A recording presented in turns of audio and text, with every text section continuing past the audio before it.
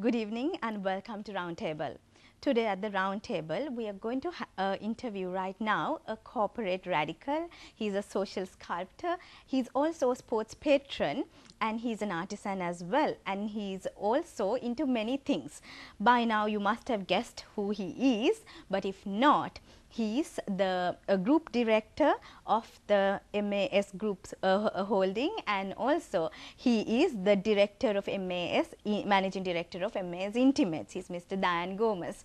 Good evening, Dian. Evening.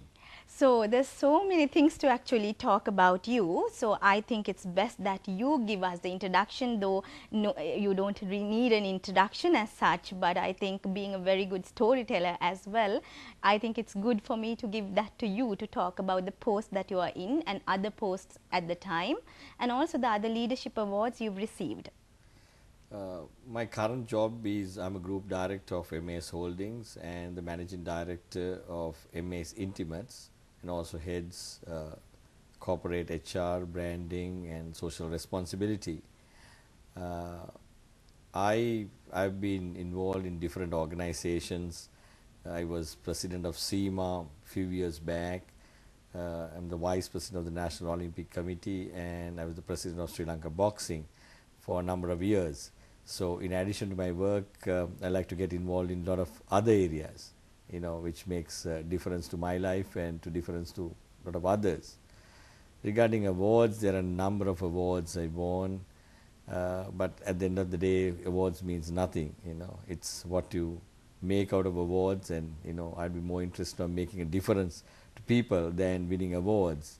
But in early 2003, I jointly won the Business Leader of the Year award with Dr. Hans Vijay Surya, the Slim Award for one of Sri Lanka's male icons, and the SEMA Global Leadership Award. I was the runners-up. So, it was exciting when you win awards when you are much younger, because you want to be a corporate hero. But today, if you ask me whether I want to win awards, awards means nothing. Awards, will come and awards will go. It's what you make out of your life, what you want to make a difference to other people's lives is much more important than frankly winning awards and talking about the past glory.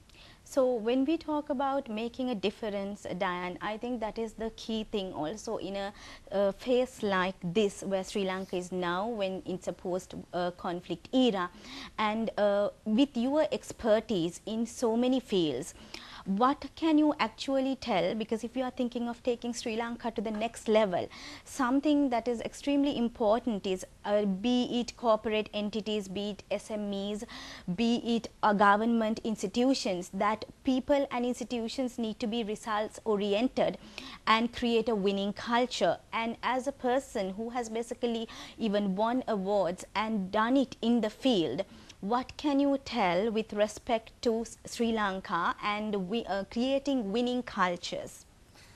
I think I greatly believe that Sri Lankans can, and impossible is nothing. A quote from Adidas. I think given the right opportunity, the right training and the right guidance, Sri Lankans are world class. We managed to annihilate the world's toughest, ruthless terrorist organization, LTT. For 30 years, maybe we didn't have the faith that we could do it, but we did it. And if you look at any field, I have yet to come across a Sri Lankan doctor, an engineer or an accountant who's gone to the West and works in the most advanced economies who has failed. So that shows Sri Lankans can.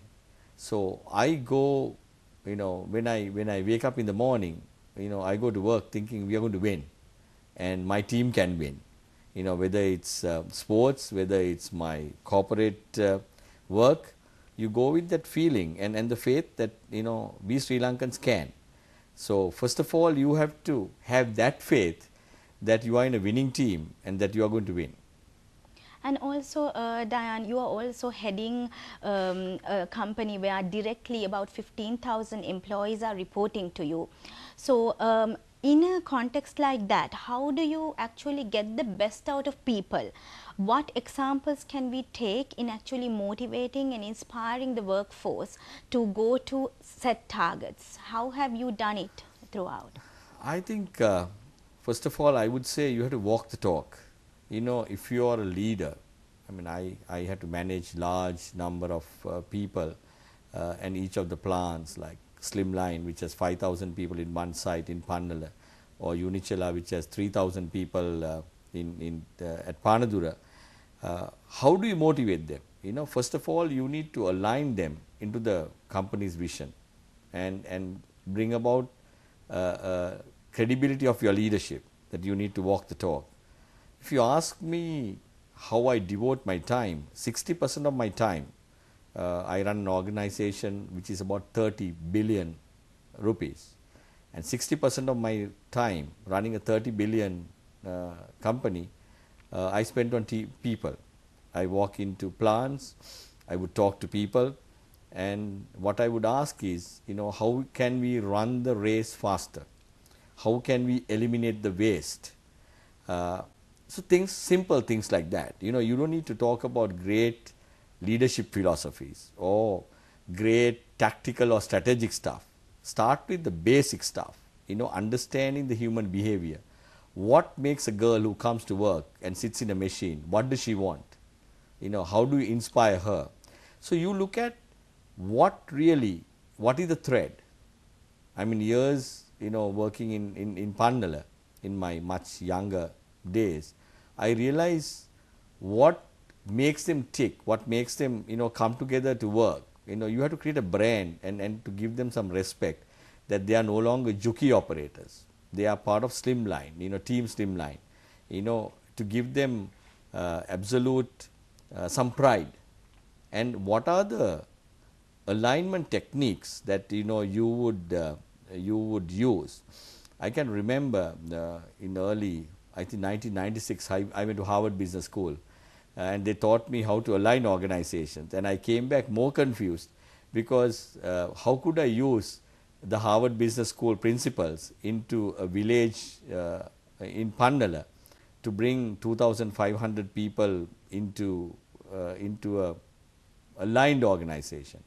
And in my 30s, I never thought that, you know, I was not the leader for them, because I was a plain chief executive. So I wanted to find a leader who could bring you know, all these employees. And I suddenly realized, you know, when we did a, you know, climate survey, we gave 10 names, and which had you know, political leaders, we had musicians, we had cricketers, because Sri Lanka had just won the World Cup. And ultimately, you know, number 7 was Major General Densil Kobakadua, who had nothing, you know, general had died long time ago.